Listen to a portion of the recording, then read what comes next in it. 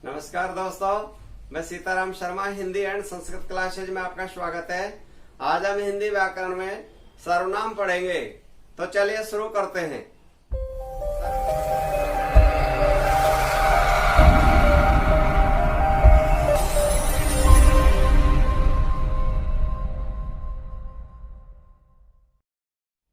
सर्वनाम संज्ञा के स्थान पर काम आने वाले शब्दों को सर्वनाम कहते हैं। संज्ञा के स्थान पर काम आने वाले शब्दों को सर्वनाम कहते हैं। जैसे यह, ये, वह, वे, आप, तुम, तुम्हें, मैं, हम, हमें, उन। दोस्तों, आपसे ऐसे पूछ लिया जाए भी सर्वनाम कितने होते हैं, तो उसका उत्तर होता है सर्वनाम 11 होते हैं। आपको यह दिखाई दे रहे होंगे 1, 2, 3, 4, 5, 6, 7, 8, 9, 10, 11। और आपसे ऐसे पूछ लिया जाता है भाई सर्वनाम कितने प्रकार के होते हैं, तो प्रकार होते हैं 6 प्रकार के, क्योंकि दोनों क्वेश्चनों में फर्क है। अगर आपसे पूछ लिया कुल सर्वनाम कितने होते हैं 11, और आपसे पूछ लिया कि भाई सर्वनाम कितने प्रकार के होते हैं, तो केवल 6 प्रकार के होते हैं सर्वनाम है जो, जिसमें यानी ये जो 11 सर्वनाम होते हैं इन्हीं का पूरी की पूरी सभी जगह 6 में विभाजित कर दिया जाता है। सर्वनाम थोड़ी सी कठिन है, सर्वनामों में आपका थोड़ा सा ध्यान देना है। इसमें पहला वाला सर्वनाम होता है यानी पुरुषवाचक। पहले सर्वनाम का अर्थ होता है ऐसे शब्दों का प्रयोग किया जाए जो सभी के नाम के साथ लग जाते हैं। सर्व प्लस नाम, उसे हम सर्वनाम कहते हैं। तो परिभाषा सीधी हो जाती है कि संज्ञा के स्थान पर काम आने वाले शब्दों को सर्वनाम कहते हैं। पहला वाला होता है पुरुषवाचक सर्वनाम। पुरुषवाचक सर्वनाम हमेशा होता है जो सर्वनाम शब्द किसी पुरुष के नाम के स्थान पर प्रयुक्त होते हैं, वे हमेशा पुरुषवाचक सर्वनाम होते हैं। पुरुषवाचक सर्वनाम के 3 भेद होते हैं। पहला वाला होता है उत्तम पुरुष। पहला वाला होता है उत्तम पुरुष। उत्तम पुरुष होता है जो सर्वनाम शब्द वक्ता द्वारा अपने स्वयं के लिए प्रयुक्त होते हैं, वे हमेशा उत्तम पुरुष होता है। इसकी पहचान होते हैं मैं एक वचन, हम और हमें बहुवचन का प्रयोग होगा। जैसे हम भी हिंदी पढ़ते हैं, यानी इसमें जो वक्ता है वो स्वयं के लिए प्रयुक्त करता है। जैसे मैं पत्र लिखता हूँ, मैं है उत्तम पुरुष है, एक वचन है, और वह स्वयं के लिए कह रहा है कि मैं पत्र लिखता हूँ। जो स्वयं के लिए प्रयुक्त होता है वो हमेशा उत्तम पुरुष होता है। दूसरा वाला होता है मध्यम पुरुष। मध्यम पुरुष वहां होता है जो सर्वनाम शब्द वक्ता द्वारा श्रोता के लिए प्रयुक्त होता है, वह हमेशा मध्यम पुरुष होता है। ये वाला तुम एक वचन में तुम्हें और तू और आप, यह मध्यम पुरुष में इन शब्दों का प्रयोग किया जाता है। जैसे तुम भी मेरे साथ खेलो, इसमें जो यानी कहने वाला है जो सर्वनाम शब्द वक्ता द्वारा श्रोता के लिए कह रहा है कि तुम भी मेरे साथ खेलो, यानी सामने वाली जो श्रोता है उसके बारे में कह रहा है। तुम सब खाना खाओ, तो तुम शब्द है वह बहुवचन है, पुरुष हो गया मध्यम पुरुष, और वचन पूछ लिया तो बहुवचन। इस प्रकार का प्रयोग किया जाता है। तीसरा वाला होता है वो होता है अन्य पुरुष। अन्य पुरुष की पहचान होती है कि वक्ता जिस सर्वनाम शब्द का प्रयोग किसी अन्य के लिए करता है वह हमेशा अन्य पुरुष होता है। वह एक वचन में वे, उन्हें, यह बहुवचन में प्रयोग किया जाता है। जैसे वे सब भी खेल रहे हैं, वह अभी उद्यान में खेल रहा है। तो यहाँ पर पुरुषवाचक सर्वनाम के 3 भेद होते हैं। पूछ लिया जाता है कितने भेद, तो तीनों भेदों को ध्यान देंगे। उत्तम पुरुष की पहचान पूछ लिया जाती है, तो आपको अभी बताया उसी प्रकार से आप इनका पालन करेंगे। दूसरा वाला होता है निश्चयवाचक सर्वनाम।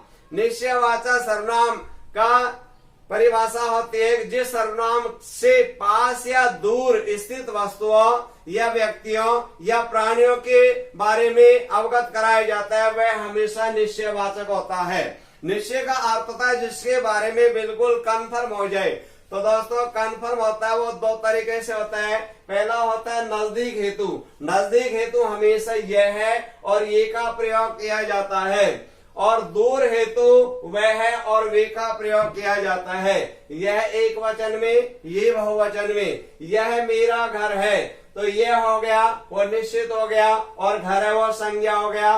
तो यानी इसके बारे में निश्चितता प्रकट कर रहा है। ये मेरे वस्त्र है, ये शब्द व बहुवचन है, और मेरे वस्त्र है यानी वस्त्र संज्ञा इसके बारे में अवगत कराया कि भाई निश्चय है।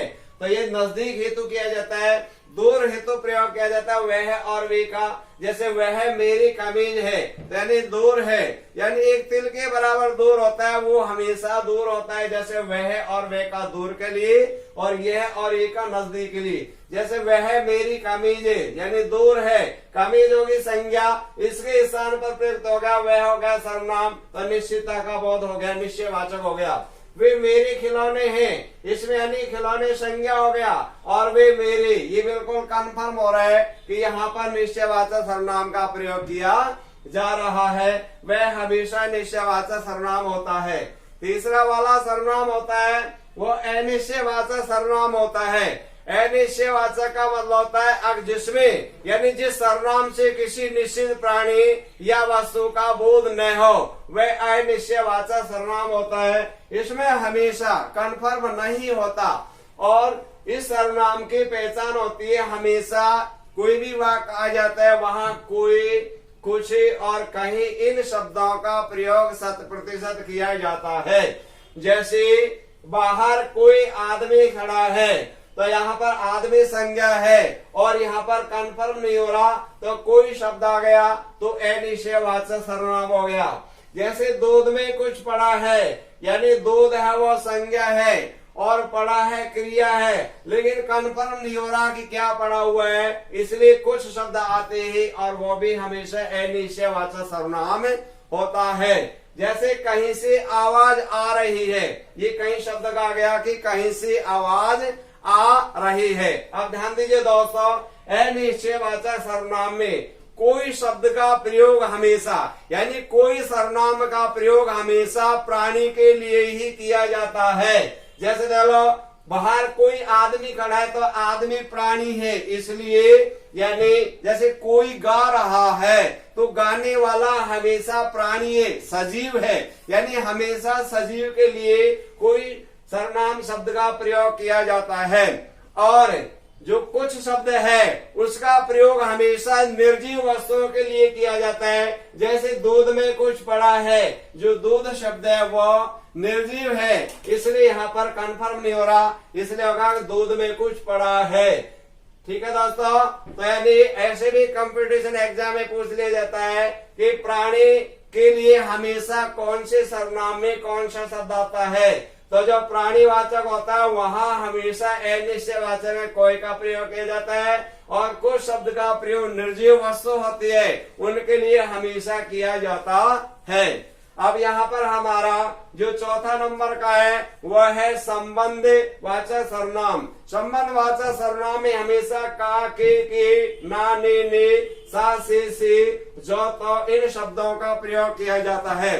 वो ऐसे सरल दे दे तो बहुत अच्छी बात है। राम का भाई श्याम है तो राम और श्याम का संबंध बता दिया, लेकिन वो क्या करता है इन शब्दों का इस्तेमाल वाक्यों को जोड़ करके करता है।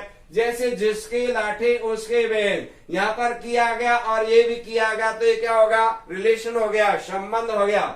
जैसे जितना पढ़ोगे उतनी सफलता मिलेगी, यहाँ पर जितना और उतनी, जितना और जितनी, उतना उतनी। यहाँ पर यानी सासे जैसा देश वैसा भेष, यानी जैसा देश वैसा भेष। अब यहाँ पर जो और तो का प्रयोग भी कर सकते हैं।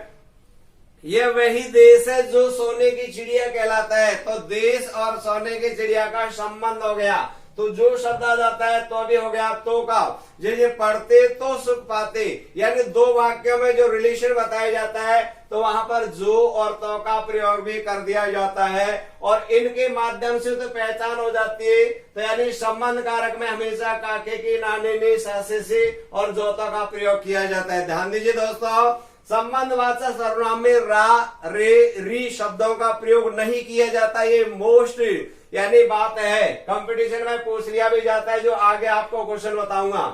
यहाँ पर हमेशा निश्चयवाचक शब्द में कभी भी यानी हमेशा यानी जो संज्ञा शब्द होता है उससे पहले रा, रे, री का प्रयोग किया जाता है। जैसे घर से पहले यानी घर संज्ञा, इससे पहले रा आ गया मेरा मेरी। वस्त्र संज्ञा, इससे पहले मेरा मेरी आ गया तो रा, रे, रे, जैसे मेरा मेरी आ गया, ये देख लो आपके सामने।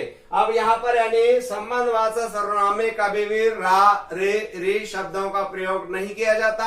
रा रे री शब्दों का प्रयोग केवल निश्चयवाचक में ही किया जाता है, वो भी संज्ञा शब्द से पहले या जस्ट सर्वनाम शब्द के बाद। जैसे ये सर्वनाम है तो इसके बाद आ गया, ये संज्ञा है तो इससे पहले आ गया, ये सर्वनाम है तो इसके बाद आ गया, ये कमी संज्ञा है तो इससे पहले आ गया, ये सर्वनाम है तो यानी वस्त्र से पहले आ गया, इसके बाद आ गया, वस्त्र संज्ञा इससे पहले आ गया, खिलौने संज्ञा इससे पहले आ गया, सर्वनाम है वे तो इससे तत्काल बाद मेरे आ गया। तो इस प्रकार से इनका आपको पालन अवश्य करना है।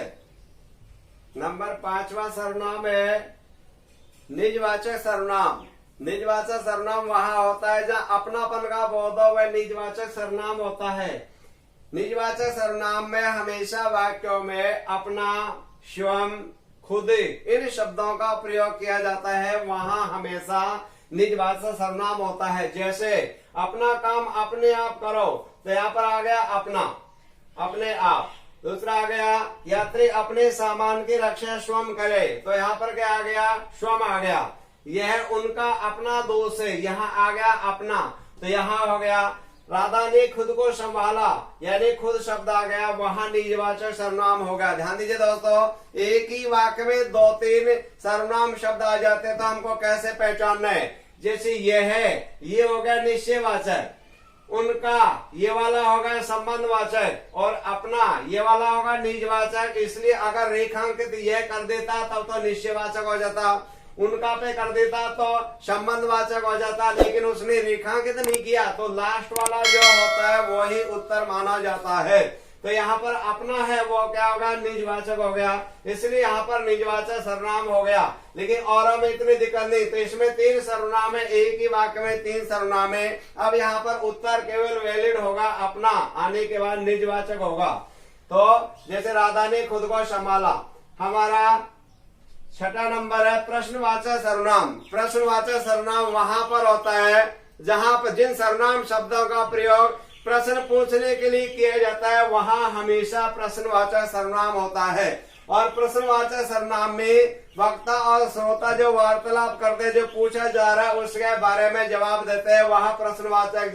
तो इनमें इसकी पहचान होती है क्या, क्यों, कभी, कैसे, कौन, कहाँ, इन शब्दों का प्रयोग हो जाए वहां पर हमेशा प्रश्नवाचक सर्वनाम होता है। और वो शुद्ध अशुद्धि के लिए भी दे देता है। इसका शुद्धिकरण होने पर अंत में प्रश्नवाचक चिन्ह का प्रयोग अवश्य लगाया जाता है। जैसे वे कौन है तो यह प्रश्नवाचक हो गया, परंतु परीक्षा में वो क्या करेगा, यहाँ प्रश्नवाचक ना लगा के पूर्ण विराम लगा देता है, क्यों, बच्चे को कंफ्यूज करने के लिए। इसलिए हम कहता है इन शब्दों के माध्यम से पहचान रखनी है। भाई ये शब्द आ गए तो जो श्रोता ने पूछा है उसका जवाब देना है, वहां पर प्रश्नवाचक। तो यह जवाब दे रहा है वह कौन है, जो भी पूछ रहा है वो जवाब दे रहा है। तुम्हारा नाम क्या है तो कुछ प्रश्नवाचक लग गया। कहाँ से आ रहे हो तो यहाँ पर प्रश्नवाचक चिन्ह लग गया।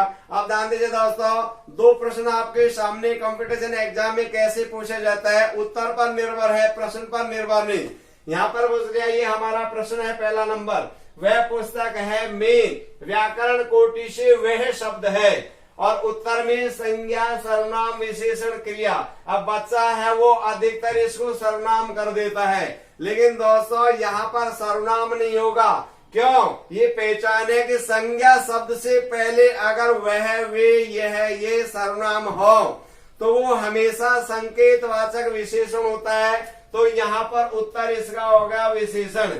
और आगे वाला प्रश्न है, वह मेरी पुस्तक है। यहाँ पे देख लो पुस्तक था, इधर भी पुस्तक है, ये वह है, ये भी वह है, लेकिन ये मेरी शब्द की वजह से अब यहाँ पर विशेषण नहीं हुआ। क्यों, अभी आपको बताया था निश्चयवाचक कहाँ होता है, संज्ञा शब्द से पहले मेरा, मेरी इसका प्रयोग किया जाता है, संज्ञा है इससे पहले यह हो गया। तो अब इसमें दे दिया कि वह मेरी पुस्तक है, में व्याकरण कोटि से वह शब्द है, यानी इसको पूछा गया है, तो इसलिए यहाँ पर उत्तर हो जाएगा सर्वनाम। अब सर्वनाम पूछ लेगा भाई कौन सा है, तो ये निश्चयवाचक सर्वनाम हो गया। ठीक है दोस्तों, तो यहाँ पर ये पुस्तक से पहले वे आ गया तो ये संकेत दे रहा, अगर ये विशेषण नहीं होता उत्तर में तो ये सर्वनाम हो जाता। क्यों कि उत्तर में बिल्कुल बारीकी से दे दिया, ये पार्टिकुलर हमेशा संकेत की ओर दृष्टिकोण कर रहे हैं। दोस्तों, आपको स्क्रीन पर कुछ एग्जाम में आए हुए प्रश्न दिखाई दे रहे हैं, इन प्रश्नों पर भी आपको बहुत ज्यादा ध्यान देना है।